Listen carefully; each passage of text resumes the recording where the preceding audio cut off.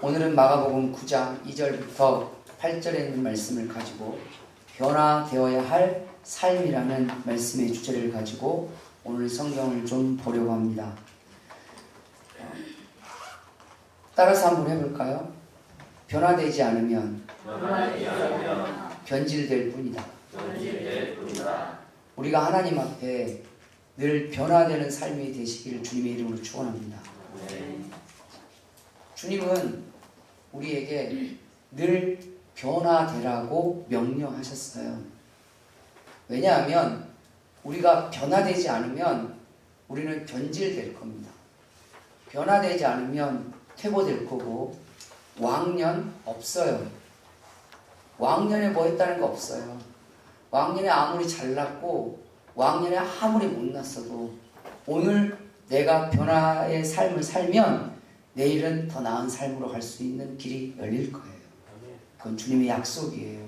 그런데 왕년에 아무리 잘 나갔어도 오늘 내가 변화의 삶을 걷지 않으면 내일은 우리에게 더 나은 삶의 문이 닫히게 될 겁니다. 그러나 왕년에 우리의 삶이 좋지 못했고 때로는 힘들었고 심지어는 정말 싫을 정도로 아팠다고 해도 오늘 우리에게 주어진 오늘, 그래서 오늘이라는 날이 너무 귀하고 소중해요. 오늘 내가 변화의 삶을 살면 변화의 삶을 살려고 조금이라도 노력하고 변화의 삶의 길로 가고 걷기 시작하면 내일은 좀 더 나은 삶을 갈 수 있도록 주님이 이끌어 주실 겁니다. 그건 주님의 약속이에요. 우리는 주님의 약속을 믿는 사람들입니다. 그 믿음이 여러분 삶에서 행동으로 나타날 수 있는 인생이 되시기를 주님의 이름으로 축원합니다. 실은 우리가 성경을 보면 예수님께서 이 땅에 오신 가장 큰 이유, 그 이유 중에 가장 큰 이유가 뭐냐면 바로 온 인류를 구원하시기 위해서 오셨다는 건 누구도 부정할 수가 없습니다. 예수님께서 온 인류를 구원하시기 위해서 하신 방법이 죽음이고 부활입니다. 이 말을 다른 말로 할까요? 희생이 없는 구원은 존재하지 않습니다. 만약에 여러분도 누군가를 구원하고 싶으시면 희생하셔야 돼요. 아무 대가 없는 구원은 존재하지 않아요. 내 자녀가 잘못된 삶을 살고 있을 때 그 자녀를 잘못된 삶에서 구출해내고 싶고 구원해내고 싶죠. 희생하셔야 돼요. 내 삶을 희생해야 되고 내 마음도 희생해야 되고 심지어 내 정신도 희생해야 될지 몰라요. 희생이 없으면 구출할 수 없고 얻을 수가 없어요. 가끔은 장사를 하든 사업을 하든 직장을 다니든 간에 자기 일할 때도 내 삶이 내 일에서부터 구원받기를 원하면 희생하셔야 돼요. 여러분 희생 없는 사업이 될 거라고 생각하십니까? 우리나라의 대기업을 잃었던 1세대 총수들을 보세요. 우리의 이름만 대면 다 알만한 현대의 창업주였던 정주영 회장, 삼성의 창업주였던 이병철 회장. 그때 당시 때 다 1세대들은 엄청난 희생을 감수했어요. 물론 그들의 사업을 잘했다 못했다는 걸 떠나서 자기의 일을 위해서 내 사업을 위해서도 그 정도 희생을 하는데 우리가 하나님을 위해서 희생할 줄 모른다면 과연 누구를 구원할 수 있겠습니까? 우리가 내가 사랑하고 내 주변 사람들 중에 혹시 전도하고 싶은 사람이 있나요? 그 사람이 예수님을 알고 예수님을 믿고 하나님의 자녀가 되기를 원하십니까요? 한마디로 정의하면 그가 구원받기를 원하십니까? 그러면 희생하셔야 돼요. 예수님만큼은 못하더라도 예수님 말씀하셨잖아요. 나를 따라오려면 예수님을 따라가려면 자기를 일단은 부인해야 돼요. 왜냐하면 내 자아가 살아있으면 예수님을 잘 못 따라요. 왠지 아세요? 예수님 따라가다 보면요. 꼭 이렇게까지 해야 돼? 라는 생각이 불쑥 올라올 겁니다. 너무 힘들어 라는 생각이 올 수도 있어요. 때로는 왜 이렇게 많은 걸 헌신하라고 해? 라는 불평불만이 올라올 수도 있고요. 때로는 생각했던 것만큼 잘 되지 않을 때도 있어요. 때로는 마음은 기도 더 많이 하고 싶고 마음은 전도도 많이 하고 싶은데 실제로 내 상황이 이루어진 게 없으면 나는 왜 이것밖에 되지 않을까라는 낮은 자존감에 빠질 수도 있어요. 근데 이 모든 것의 중심은 나일 때입니다. 나. 그래서 주님이 나를 따라오려면, 예수님을 따르려면 일단 자기를 부정해라. 자기의 생각과 자기의 판단과 자기의 감정을 부정하고, 그럼 누굴 따르는 거예요? 예수님 따르라는 얘기잖아요. 그리고 자기의 십자가를 지고 따르라고 했어요. 십자가가 뭐죠? 십자가가 헌신입니다. 희생이에요. 근데 기억하십시오. 구원을 위한 헌신과 희생은 손해가 아니에요. 하나님께서 반드시 기억해 주실 겁니다. 그게 하나님의 약속이에요. 그 약속의 끝이 부활입니다. 만약에 예수님께서 십자가에 죽으시고 끝나버렸다. 그러면 우리의 희생도 아무런 열매 없이 끝날 거예요. 그 무의미한 희생이에요. 아무 의미 없는 희생이에요. 세상 말로 할까요? 속된 말로 개죽음이에요. 그런데 그의 죽음이 가장 고결하고 가장 빛나고 가장 아름다울 수 있는 이유는 부활이 있었기 때문입니다. 그 부활을 우리에게 약속해 주셨던 분이 바로 부활하신 예수님이십니다.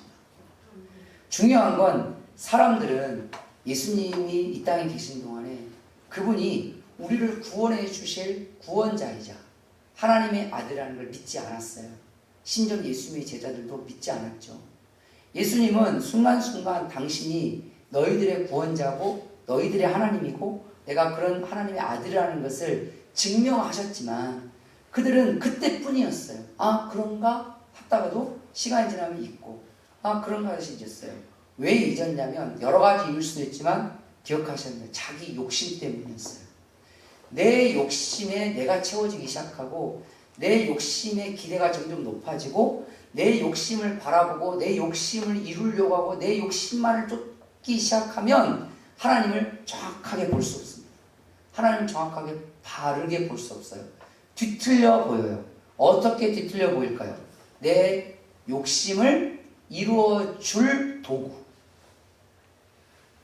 내 꿈을 이루어 줄 일종의 요술램프의 지니 같은, 우리식으로 따지면 도깨비 방망이, 예수님을 도깨비 방망이 취급하게 돼요. 근데 예수님은 끊임없이 이야기하죠. 나는 도깨비 방망이가 아니야. 나는 요술램프의 지니가 아니야.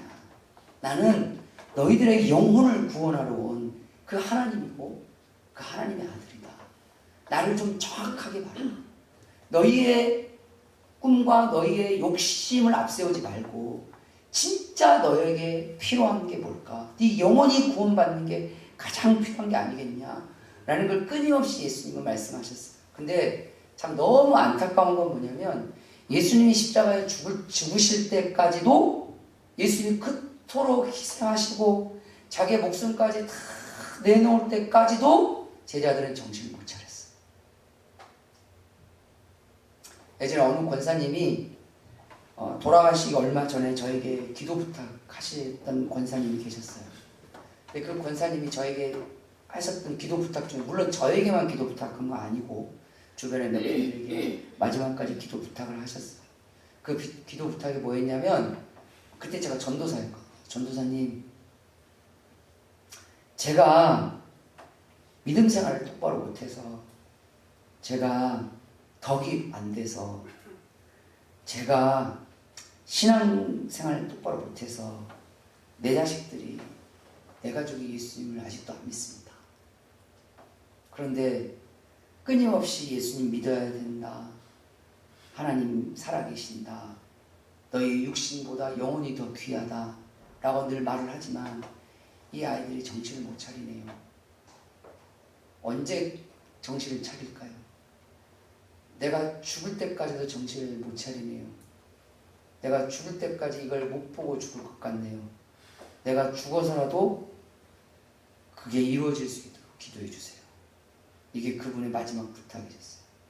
물론 저는 그분의 소천을 보지는 못했지만 나중에 그분이 돌아가셨다는 소식을 들었을 때 제 마음에 그 기도는 계속 남아 있었어요.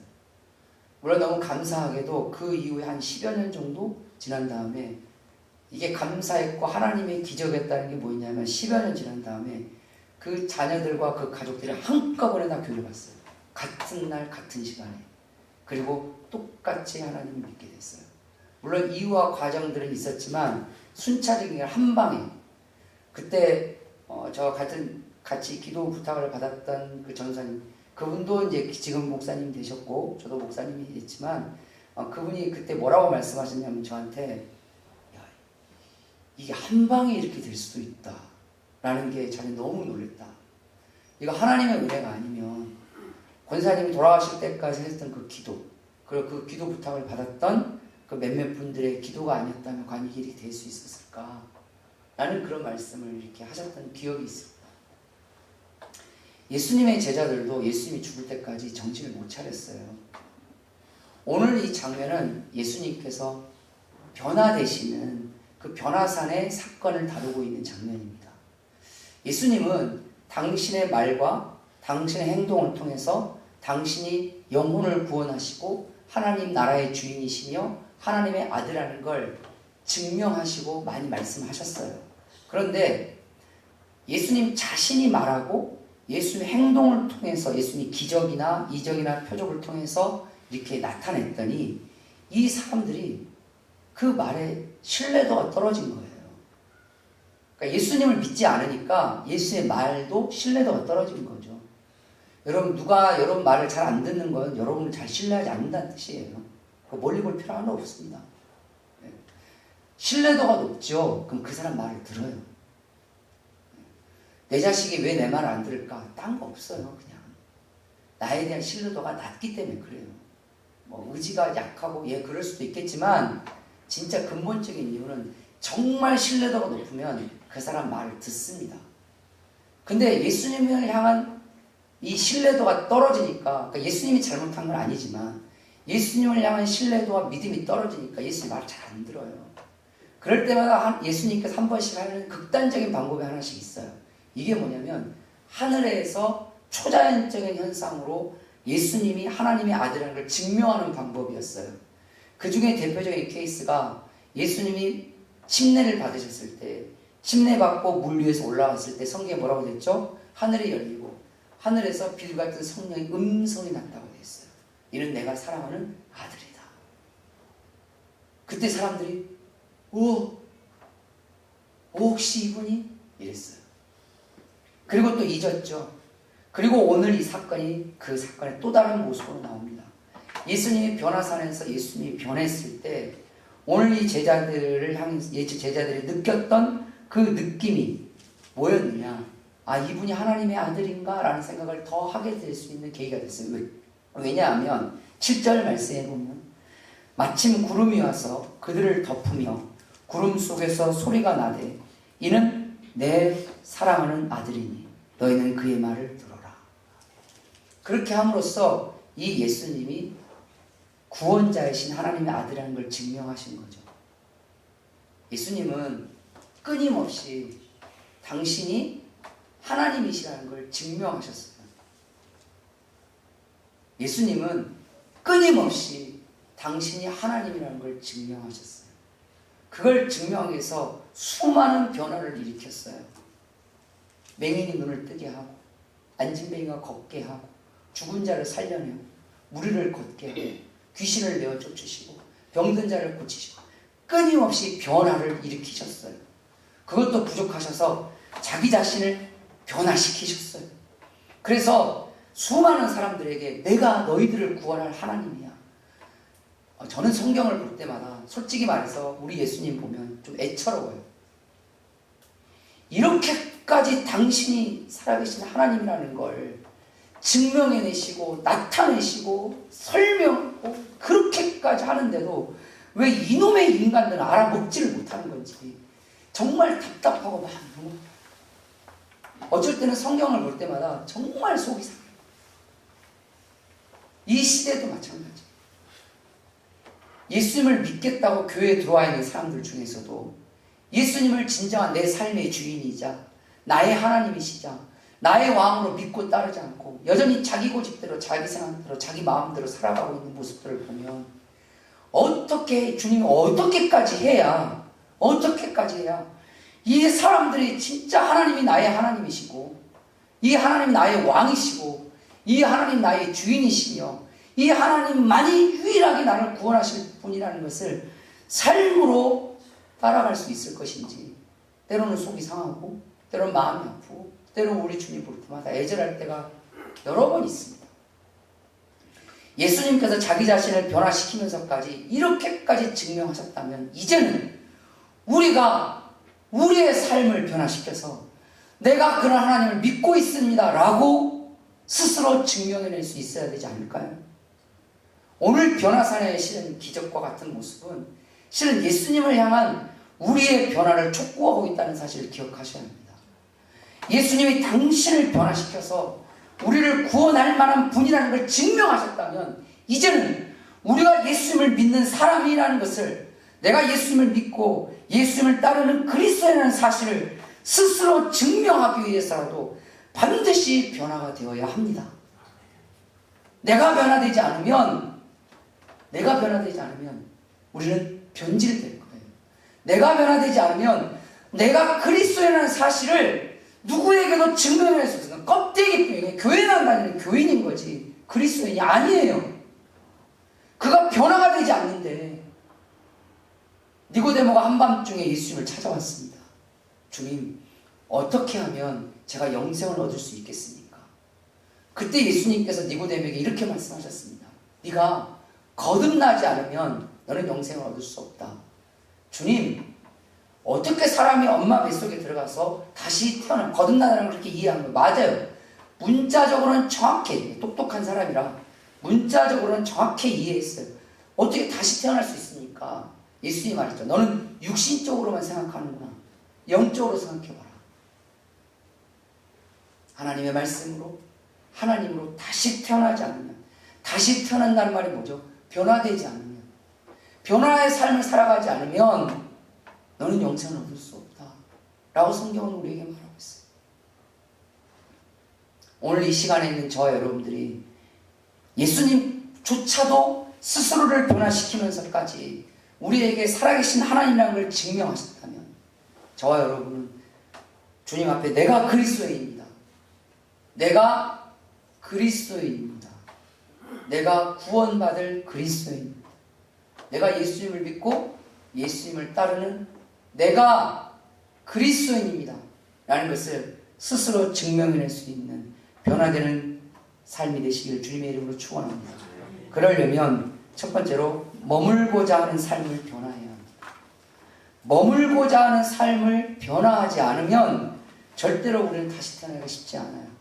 거듭나기 쉽지 않아요. 다른 말로 할까요? 늘 머물고자 한다면 우리는 주님을 따르는 그리스도인이 되지 못할 수도 있습니다. 함부로 단정 지을 수는 없지만 분명한 사실은 머물러 있는 사람은 주님을 따르지 않는 건 확실합니다. 주님을 따르지 않으니까 머문 거겠죠. 역행은 뭐 이건 답이 없고 우리는 가끔은 그냥 머물고만 있고 싶을 때가 많습니다. 피곤하다. 귀찮다. 지친다. 그만하고 싶다. 그냥 나 혼자 내버려뒀으면 좋겠다.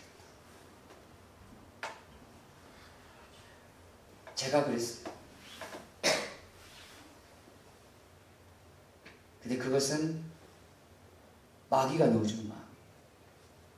주님은 우리에게 단 한 번도 머물러 있으라고 말씀하신 적이 없어요. 단 한 걸음이라도 가라. 지치냐? 네 주님 너무 지쳐요. 그만하고 싶어요. 그래 내가 너 마음 안다. 그런데 지친 걸음도 한 걸음 더 가라. 피곤하냐? 네 피곤해. 자식들 키우고 직장생활하고 살림하고 하루 이틀이지 때로는 사람 사는 게 너무 피곤합니다. 내가 인간으로 살아봐서 아는데 나도 그 마음 알아. 나도 피곤했다. 근데 피곤한 걸음도 한 걸음 더 가라. 주님이 우리에게 말씀하신 말씀은, 우리에게 변화를 촉구하는 말씀은 단 한 걸음이라도, 때로는 좀 부족하고 때로는 피곤하고 때로는 머물고 싶어하고 때로는 그만하고 싶어하는 마음이 들어도 그 걸음이라도 한 걸음 더 가라는 거예요. 오늘 사람이 살면서 때로는 부정적인 의미 때문에 머물고 싶을 때도 있어요. 부정적인 의미란 때로는 귀찮고, 때로는 짜증나고, 때로는 피곤하고, 때로는 몸과 마음이 힘들어서 머물고 싶을 때도 있어요. 때로는 좋은 일 때문에 그럴 수 있어요.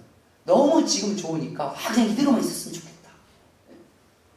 이 사람하고는 그냥 이대로만 있었으면 좋겠다. 이 시간이 딱 멈췄으면 좋겠다. 성공의 이 시간이 계속 갔으면 좋겠다. 이 행복한 시간이 계속 갔으면 좋겠다. 그래도 주님 말합니다. 행복하냐? 네, 주님 너무 좋아요. 기쁘냐? 네, 주님 너무 기뻐요. 한 걸음 더 가라. 더 가라. 머물러 있지 마라. 머물러 있으면 부정적인 것은 더 극대화가 될 거고, 행복한 삶이 그 떨어질 것이니 앞으로 나아가라고 말합니다. 오늘 5절 보면 변화되신 예수님을 바라보면서 베드로가 이렇게 말합니다. 예수께 고하되 랍비, 우리가 여기 있는 것이 좋사. 여기 있는 게 좋습니다. 이 말이 뭐죠? 우린 딴 데 가기 싫어요. 그냥 여기에다 뿌리 박고 그냥 여기서 살고 싶습니다. 그래서 초막셋을 짓고 주님을 위해서, 모세를 위해서, 엘리야를 위해서 초막셋을 여기서 영원히 살고 싶습니다. 기독교와 불교의 결정적인 차이점이 뭔지 아세요? 주님은 세상으로 가라. 불교는 산속으로 들어가라. 그래서 거기 머물러서 그 물 좋고 공기 좋은 산속에서 거기서 수행하면서, 주님은 공기 답답하고 물도 안 좋은 정수기를 대지 않으면 물 먹기 불편한 이 세상 속에서도 빛처럼 소금처럼 나아가라. 이게 주님이 우리에게 주신 길입니다. 할렐루야. 혹시 진짜 예수님을 진정으로 따르고 싶은 마음이 조금이라도 여러분들에게 있다면, 머물러 있고자 하는 생각, 머물고 있고자 하는 마음, 머물고 있고자 하는 그냥 행동 변화하셔야 돼요.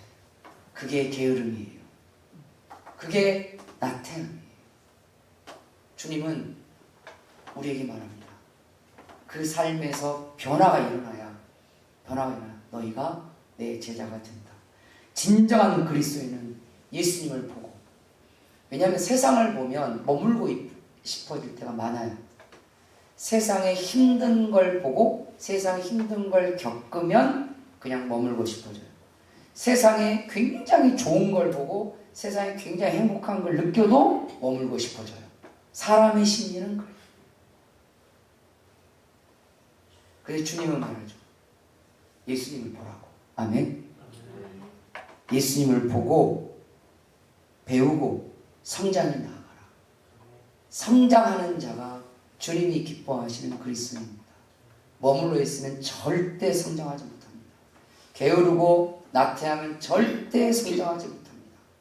아무것도 하지 않으려 하고 아무것도 하지 않는 것을 좋아하고 아무것도 하지 않는 것에 대해서 변명하기 시작하면, 가만히 있는 것에 대해서 괜찮은 거라고 생각하는 순간 우리는 마귀에게 넘어가는 겁니다.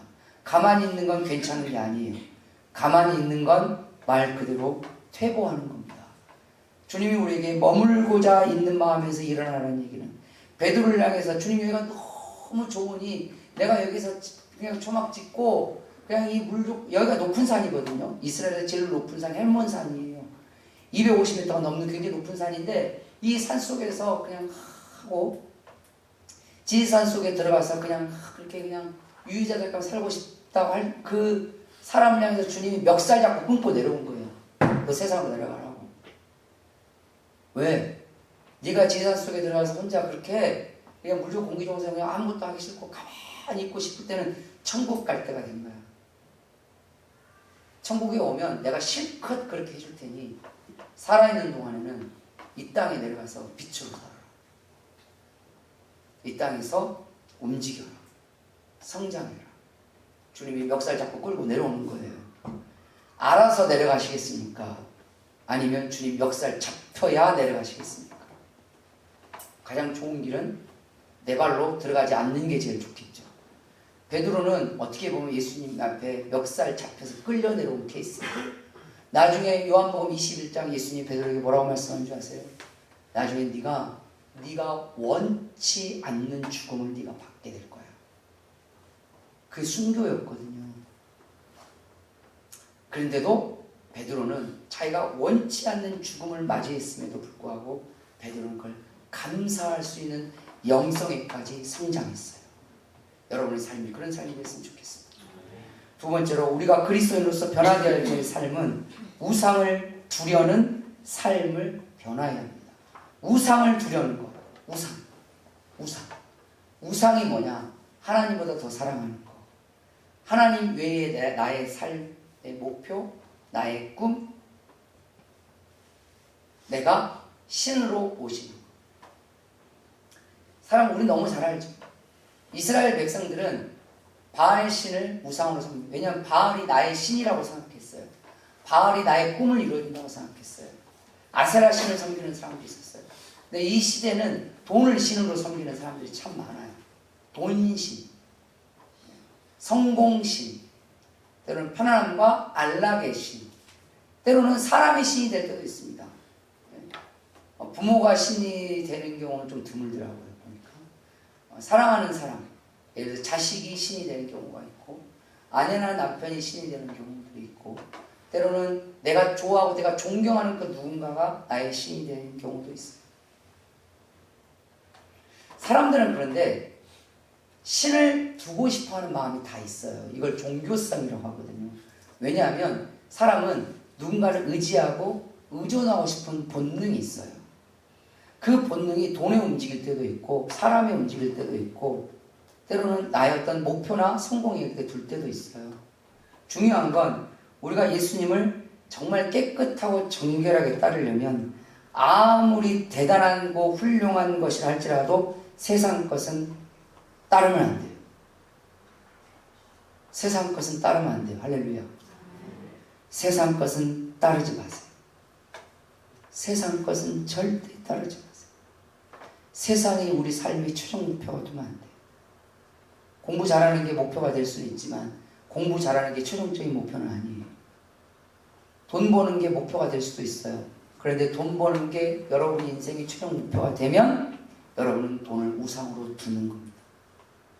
사람을 사랑할 수 있어요. 그런데 그 사람을 사랑하는 것이 내 삶의 최종적인 목표가 되면 그 사람이 여러분의 우상이 되는 거예요. 누가 그러더라고요. 나는 자식만 보고 살았다고.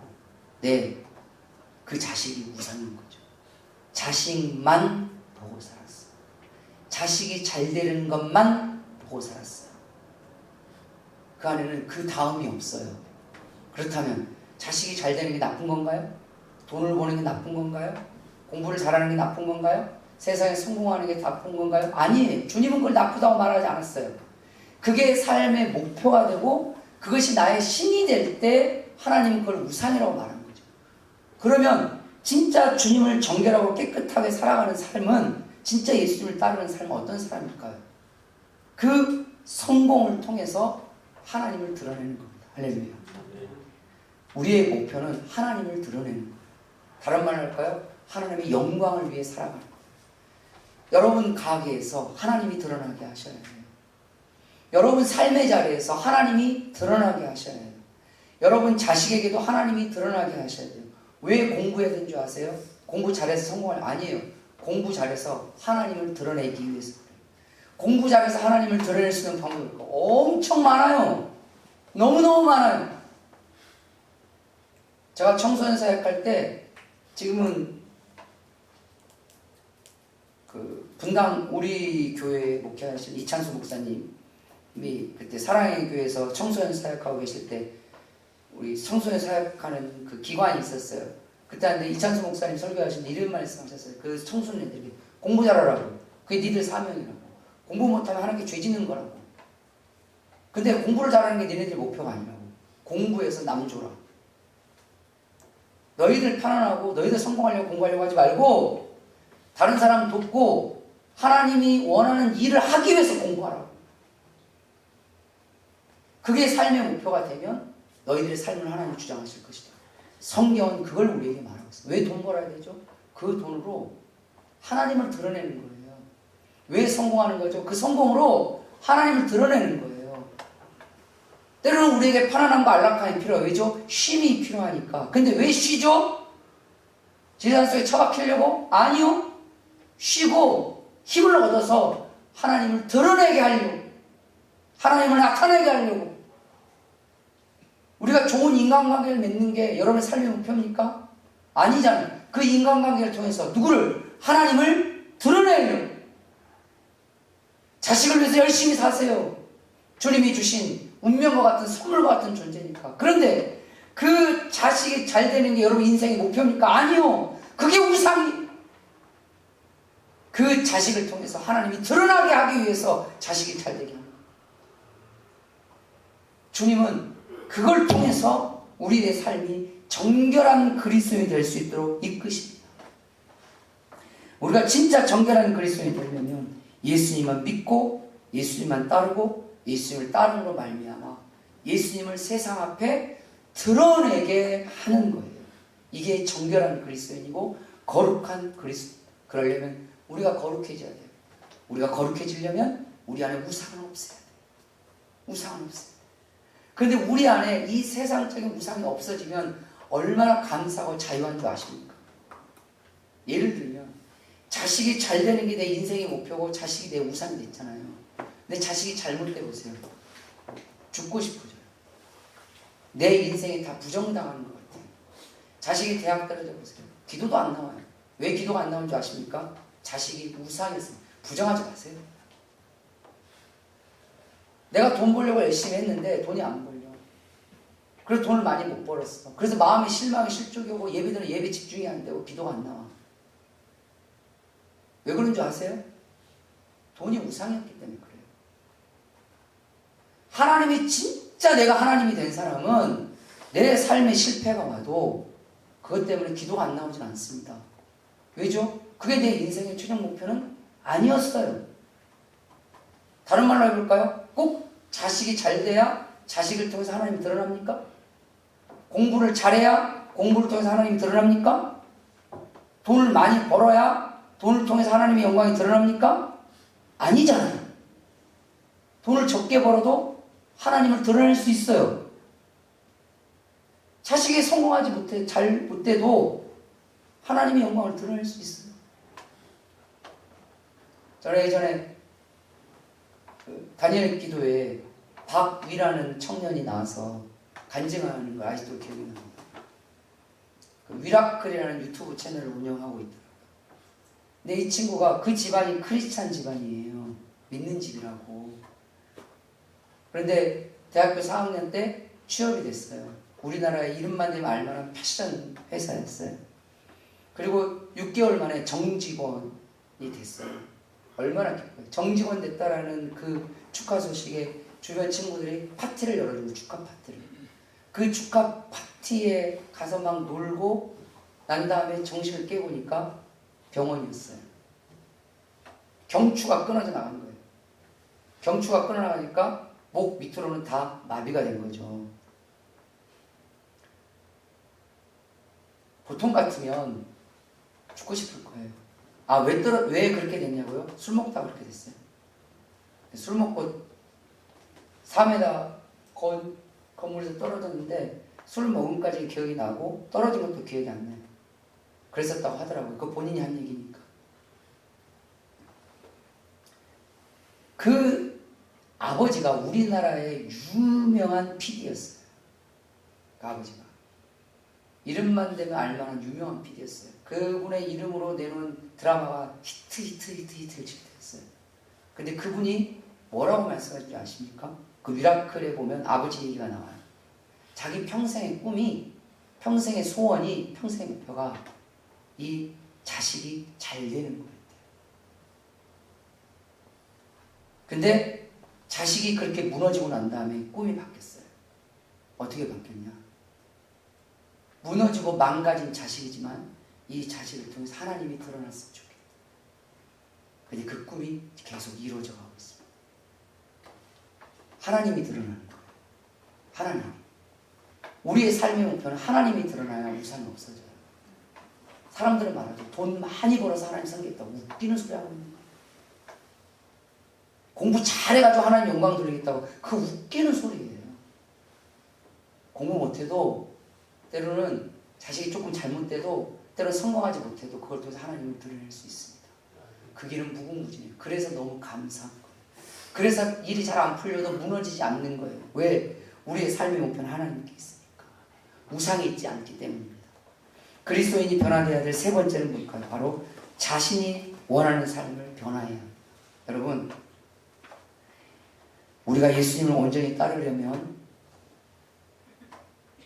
자신의 마음과 자신의 생각대로 살고 싶어하는 것을 바꾸셔야 돼요. 내가 원하는 대로 살지 마세요.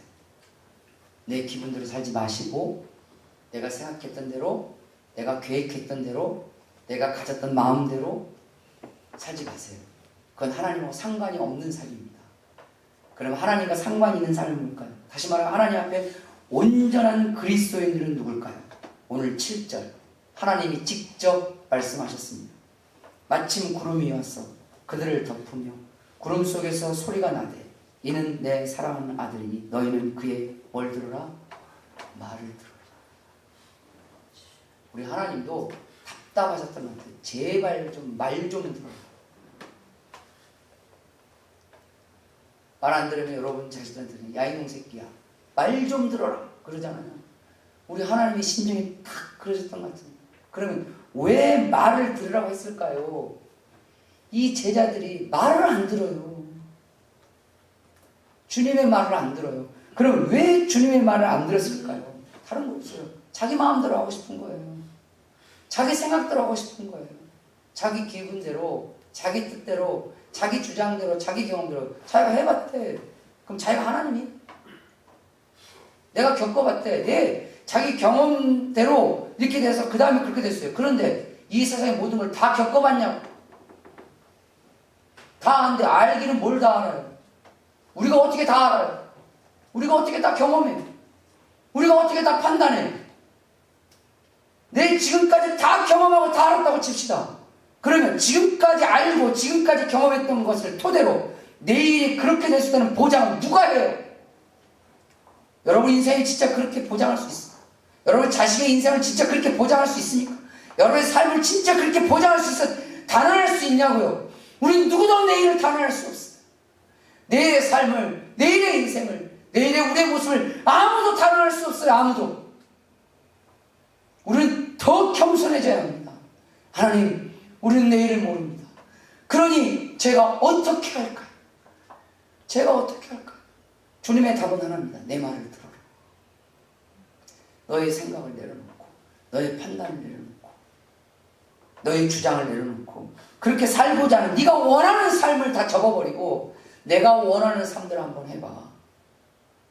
주님이 원하는 삶이 모르세요? 성경 보세요. 답 다 나와 있어요. 이미 주님은 답지를 주고 문제를 내시는 분이 우리 하나님. 그래서 주님이 너무 좋으신 이유가 그거예요. 학교 다닐 때 가장 짜증날 때가 그러잖아요. 답도 모르겠는데 문제는 더 모르겠어. 그때는 머리가 아프잖아요. 그런데 주님은 이미 답지를 다 줬어요. 근데 문제는 우리가 너무 게을러서 답지를 안 봐요. 귀를 닫아서 답지를 읽으려고 들으려고 배우려고 깨달으려고 하지도 않아요. 그러니 주님이 말하죠. 제발 좀 내 말 좀 들어라. 제발 좀 내 말 좀 들어라. 내가 말한 너희 나의 답을 좀 봐라. 잠언을 봐라. 창세기를 봐라. 오늘 나오는 마가복음을 봐라. 주님이 해주시는 그 답 안에 우리의 삶의 모든 것이 다 들어가 있어요.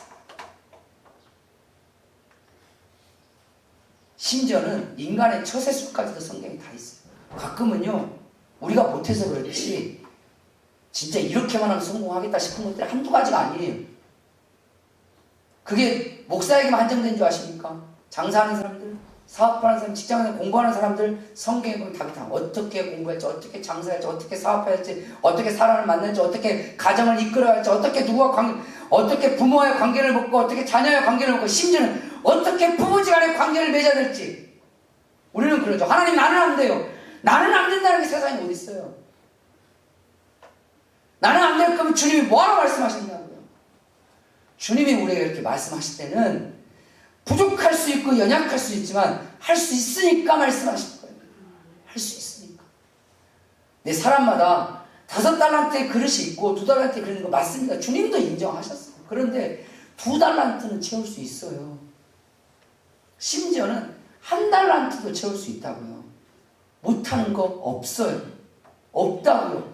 없다는 건 누가 넣어주고 마귀가 넣어주는 마음이에요. 그게 사탄인 겁니다. 주님은 우리에게 말합니다. 네가 원하는 삶이 아니라 내가 너희에게 원하는 삶을 살아봐. 그리고 내가 준 답을 가지고 한번 해봐. 그러면 너희의 그릇이 작아도 그 그릇은 채워질 거야. 너의 그릇이 크면 큰 대로 채워질 거야. 중요한 건 그게 채워질 때 충만할 거야. 우리 심령이 충만해지고 그게 그리스도인의 행복입니다. 그리스도인의 행복이 어디서 오겠어요? 하나님으로 충만할 때, 은혜로 충만할 때, 감사로 충만할 때. 그 안에 하나님이 역사하시는. 그래서 온전한 그리스도인은 예수님의 말과 뜻을 듣고 예수님께서 원하시는 대로 순종하는 것이 온전한 그리스도인입니다. 변화가 없는 삶은 변질됩니다. 예수님도 공개적으로 당신이 완전히 변화되신 것을 사람들에게 보여주심으로 스스로 하나님의 아들이심을 증명하셨습니다. 그렇다면 우리가 해야 될 건 뭘까요? 우리도 공개적으로 완전히 변화되어져 가는 삶을 주님 앞에, 사람들 앞에, 세상 앞에, 그리고 가족들 앞에 보여줘야 합니다. 내가 그리스도인이라는 사실을, 내가 예수님을 믿고 예수님을 따르는 그리스도인임을 스스로 증명할 수 있어야 합니다. 그럴 때 주님은 여러분들을 주님의 제자라고 말씀하십니다. 구원받는 하나님의 백성이고 하나님의 자녀라고 말합니다. 오늘 말씀을 통해서 예수님을 따라 진정으로 거룩하고 그리고 온전한 그리스도인임을 스스로 세상 앞에 증명할 수 있는 변화되어가는 삶이 되시기를 주님의 이름으로 축복합니다. 기도하겠습니다.